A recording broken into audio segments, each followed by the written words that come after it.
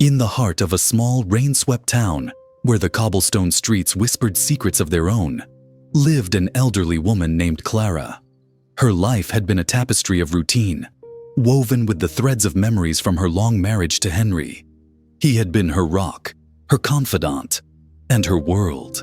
But like all things, their time together had come to an end, leaving Clara to navigate the quiet solitude of her once bustling home. It was a gloomy afternoon, the kind that made the air heavy with melancholy, when Clara decided to clear out the attic. Henry's clothes, now musty and unused, were to be given to the local charity. As she sifted through the boxes, her fingers brushed against a leather-bound journal, hidden beneath a pile of old newspapers. Curiosity piqued, she pulled it out, dusting off the years that had settled on its cover. The journal was worn, the pages yellowed, and as she opened it, a faint, familiar scent of tobacco and parchment filled the air, a ghost of Henry's presence. Clara settled into a dusty armchair, the journal cradled in her lap. The entries were written in Henry's meticulous handwriting, a stark contrast to the chaotic events they described. The first few pages were filled with mundane musings about work, the weather, and their early courtship. But as she turned the pages, the entries grew darker, more urgent. It was on a crisp autumn day in 1965 that Clara's world began to unravel. Today, I saw him for the first time. My son. I watched from a distance as he played in the park, unaware of the man who had given him life, but never the love he deserved. Emily, his mother, looked at me with a mix of anger and sorrow. I couldn't blame her. I had abandoned them both, chased by the fear of what my choices might mean for my future. But now, as I stand here, I realize I can't run from the truth any longer. Clara's breath caught in her throat. A son? Before her? The words danced before her eyes, mocking her with their stark reality. She had always known Henry had a past, but she had never imagined it included a child he had never told her about. Determined to uncover the truth, Clara began to piece together the puzzle. She found old letters, photos, and even a faded birth certificate.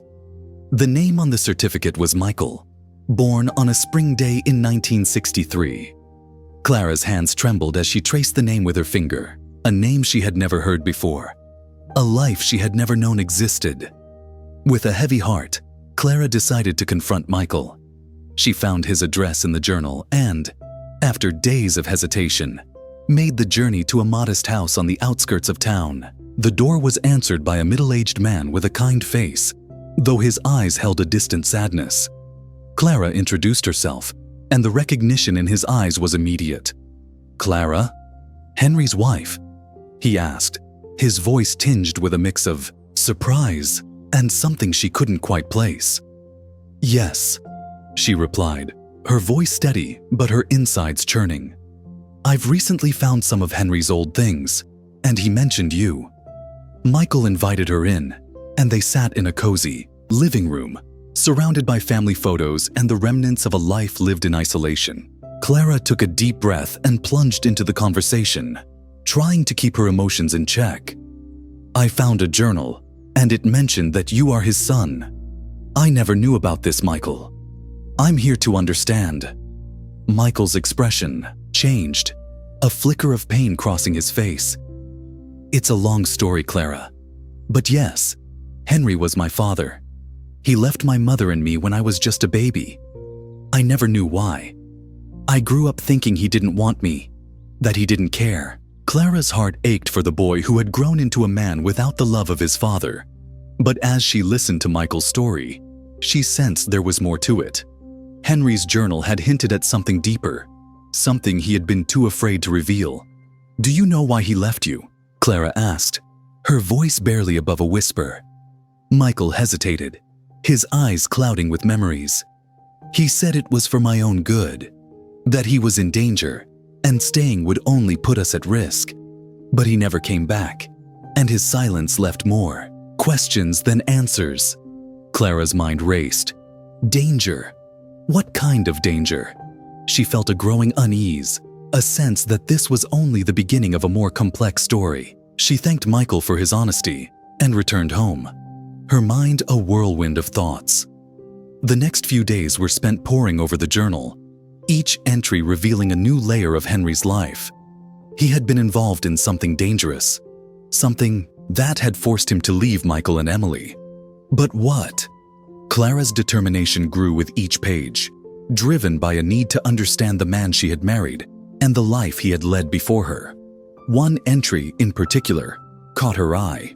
It was dated just a few months after Michael's birth, and Henry's handwriting was frantic, almost illegible. Tonight, I saw them. They were watching me, following my every move. I knew I had to act. I had to protect Michael and Emily, even if it meant losing them. I will find a way to make this right, but for now, I must disappear.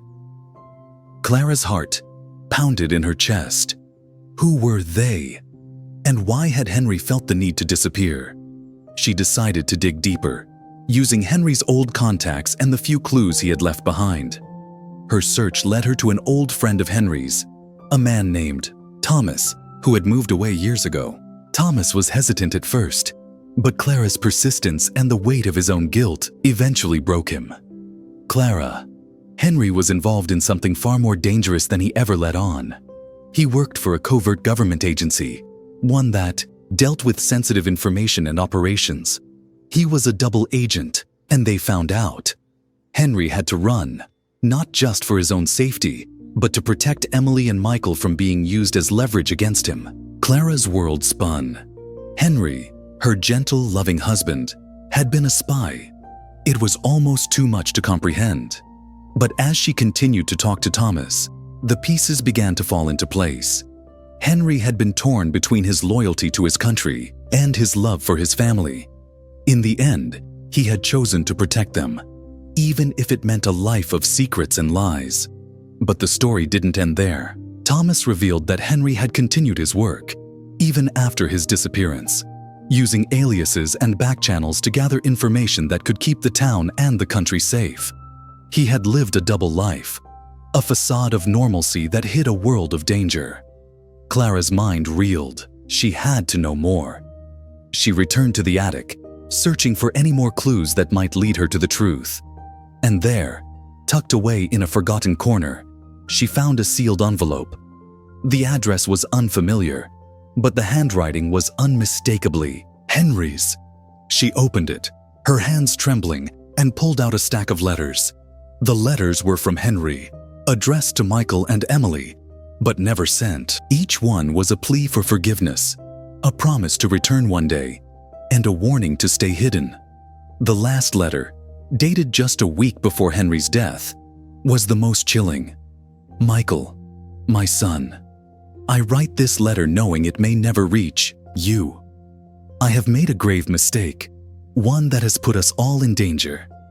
They are watching me, and I fear I may not have much time left. If you ever receive this, know that I love you more than words can express. I will do everything in my power to ensure your safety, even if it means I must take the secret to my grave. Clara's tears fell onto the page, mixing with the ink. Henry had carried this burden, this fear, all those years, and he had kept it from her, from everyone, to protect them. But the envelope contained one more surprise. A photograph, taken in a far-off place, showed a younger Henry standing beside a woman and a child. The woman was unfamiliar, but the child's face was etched in Clara's memory. It was Michael, but there was another person in the photo, a young girl with dark hair and a bright smile. Clara's breath caught in her throat.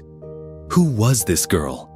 She returned to Michael's house, the photograph clutched in her hand. When she showed it to him, his eyes widened in shock.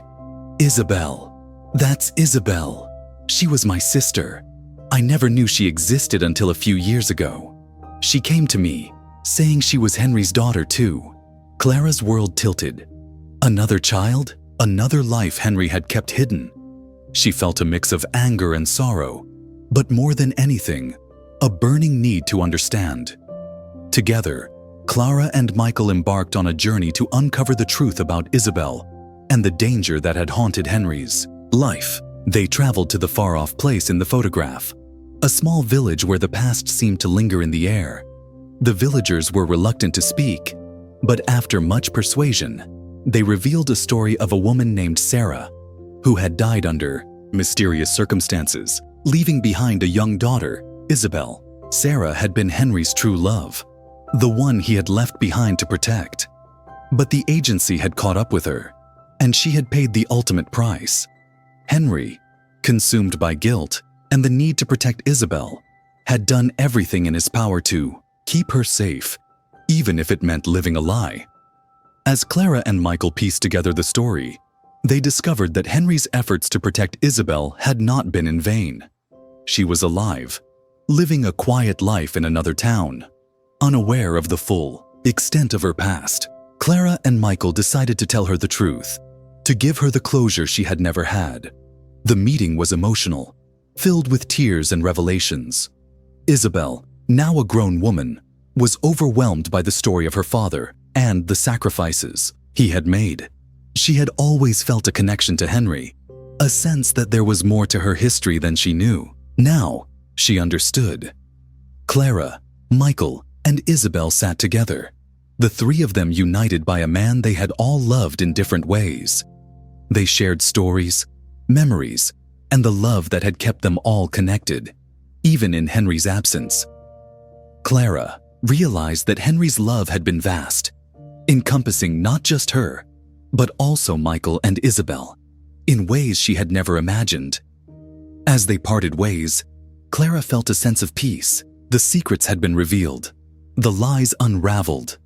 She had a new understanding of the man she had loved for so many years, and she knew that, despite the pain, she would carry on his legacy of love and protection.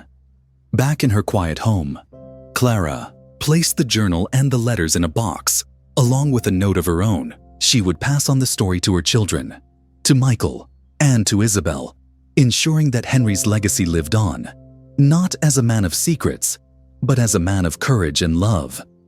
In the end, Clara found closure, not just for herself, but for all those whose lives Henry had touched. She knew that some secrets were meant to be kept, but the love that had driven them was a light that would never fade. And as she looked out the window at the rain-soaked town, she felt a sense of gratitude for the journey that had led her to this moment of truth. Thank you for taking the time to watch this heartfelt story. If you enjoyed our content, don't forget to hit the like button to show your support. Share this video with your friends and family, and subscribe to our channel so you won't miss any of our upcoming stories. We'd also love to hear your thoughts. Please leave your feelings or opinions in the comment section below. Your feedback inspires us to keep creating meaningful content. Thank you for your support.